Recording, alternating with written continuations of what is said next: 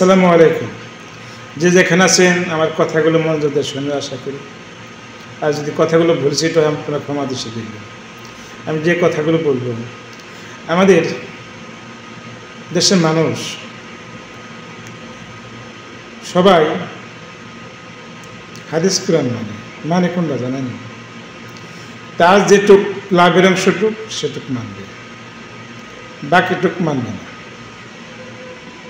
এই হলো আমাদের মানুষের মন মানসিকতা। আবার দেখা যায় আমি যেটা করব খারাপ কাজ, সেই কাজটা আমার জন্য হালাল। একই ধরনের কাজ যদি অন্যজন কেউ করে ওটা তার জন্য হয়ে যায় হারাম। এই হলো আমাদের বাংলাদেশের মানুষের মন মানসিকতা।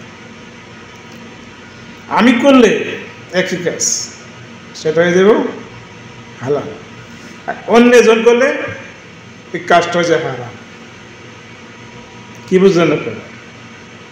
এই সমস্ত মানুষগুলো দিয়ে আপনারা বিশ্বাস করবেন? এই দেশ এই সমস্ত মানুষগুলো দিয়ে কখনো সমাজ পরিবর্তন করা যাবে? কখনো যাবে না। ওই মানুষটা কি সমাজ পরিবর্তন করতে পারবে যে কিনা মাথায় থাকবে আমি যে কাজটা করি ওই কাজটা যদি আমার বিচার করার ক্ষমতা থাকে যে এই কাজটার জন্য আমার হারাম হইতেছে, একই কাজ করলে ওইটা হের জন্য হারাম হইতেছে।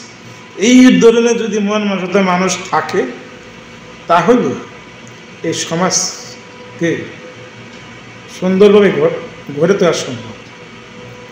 আর যদি এইরকম মন মানসিকতা থাকে যে আমি কাজটা করলে আমার জন্য হয়ে যায় হালাল আর অন্যজন একই কাজ করে তার জন্য যে হারাম, এরকম যাদের মন মানসিকতা আছে তাদেরকে দিয়ে কখনোই সমাজ পরিবর্তন করা যাবে না এবং মানুষের ভাগ্য পরিবর্তন করা যাবে না।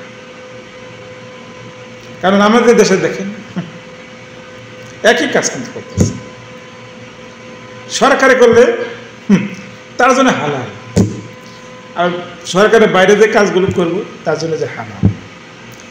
এক দেশে যদি দুই আইন তৈরি হয়, দুই কানুন তৈরি হয়, দুই সিস্টেমের যদি বিচার হয় তাহলে ওই দেশ কখনো উন্নত হবে?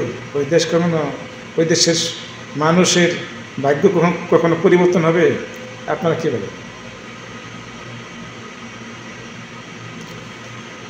আমি যদি আইন ভঙ্গ করি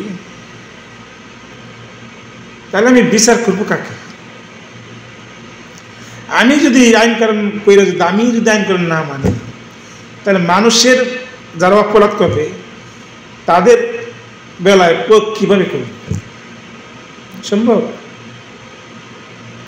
আমি সরকারি আছি, আমার ক্ষমতা আছে, আমি যদি অপরাধ করি সেটা হয়ে যাইব হালাল আর অন্যজন করলে হয়ে যাইব হারাম। এগুলো যদি করে আল্লাহ ক্ষমা করবে না আর মানুষের ভালোবাসা পাবে না। এটাই ব্যস্ত। কথাগুলো মনে রাখবেন। আর বলছি এটা ক্ষমা